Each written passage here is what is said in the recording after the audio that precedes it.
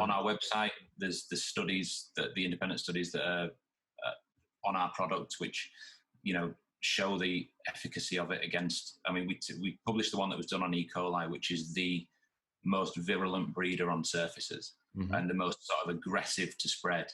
And generally, as a rule of thumb, if you can get rid of E. coli, you can get rid of most stuff. Yeah. So we published the one with that, and that was the one where growth of that was suppressed for 27 days with our products, which is why we give that lasting guarantee. Because if you can stop something as easy to spread as E. coli is, you don't have the issue of surface germination with viruses. They don't spread or create more viruses until they actually enter into your body anyway. Yeah. We're talking from bacterial point of view. So yeah, it's just about doing your research. Okay. And sometimes a claim seems great, like your 99.9%. I was going to get onto that. So yeah, let's talk about that. Yeah. We can finish on this one, because this for me is one of those that sounds amazing, but actually when you're going to explain now that it's not. So well, yeah, I mean, basically your kill logs, which are something they use is a scientific term basically for how much bacteria you're getting rid of with any sort of treatment. And you'll notice a lot of disinfectants, we kill 99.9%. Mm-hmm. Now that means if there were 1 million bacteria there before, which they do live in their millions, they're everywhere in very, very high numbers. 99.9% leaves 10,000 colony-forming bacteria behind. So it gets rid of a lot, don't get me wrong, but 10,000 is still a massive amount. So 99.9 doesn't even begin to even class as a disinfectant in medical terms. Yeah. So once you get down to 99.99 leaves 1,000, 99.999 leaves 100, 9999 is 10, and so on.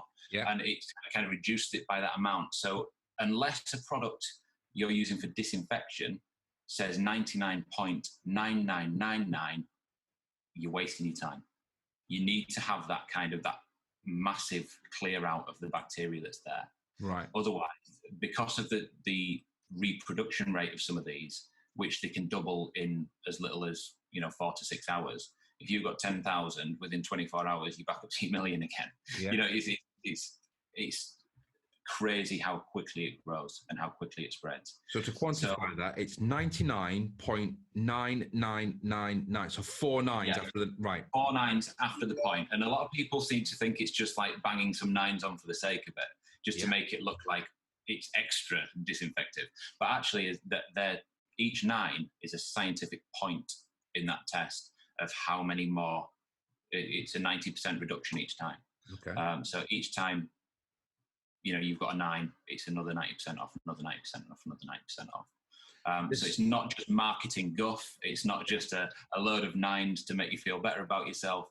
These things have been tested in a lab, and the reduction rate allows for this kind of the amount of 9s to be put on. Yeah. And 99.9 sounds great. And to anybody who's not looked at anything like this before, you would think, well, that's pretty much everything.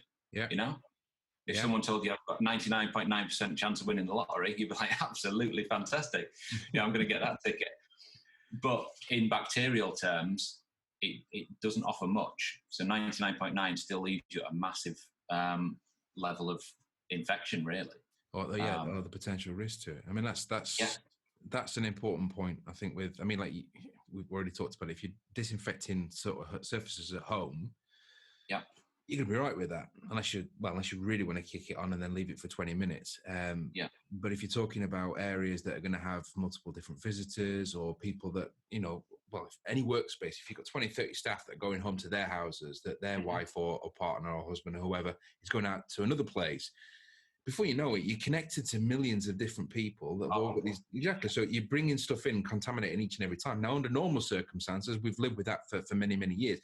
And in a way, I kind of hope we go back to that, because to be wearing masks and to having all these, unless you actually need to have disinfectant or sanitizing beyond this point, and I think hopefully when we get past the established element to it, we're going to do that. Otherwise, it just becomes like, well, we might as well all live in a bubble. And I've seen we've had people inquire at our place about PPE, which they want to effectively get the same PPE as a doctor or frontline medical staff would wear. and they think that they want to get the the FFP3 masks, and that's all they need. And you're like, well, that's not what doctors wear. They're wearing eye protection. Some cases, they're wearing ear protection. They're wearing an overall. They're wearing aprons. They're wearing gloves. They're wearing overshoes. They're wearing scrubs underneath that. Then they have a wash down, clean down protocol between each patient or when they're leaving, which you won't be able to get because you'd have to put that outside your front door. Yeah. To get, it's like, well, what are you trying to achieve here? And it's difficult, isn't it? Like you said, it's striking that balance of wanting to get back to a normality where we don't need the masks and the social distance and as much kind of, you know, as much as our company would maybe not benefit from it, like it has done recently, like, as extreme disinfection as we're looking at the moment.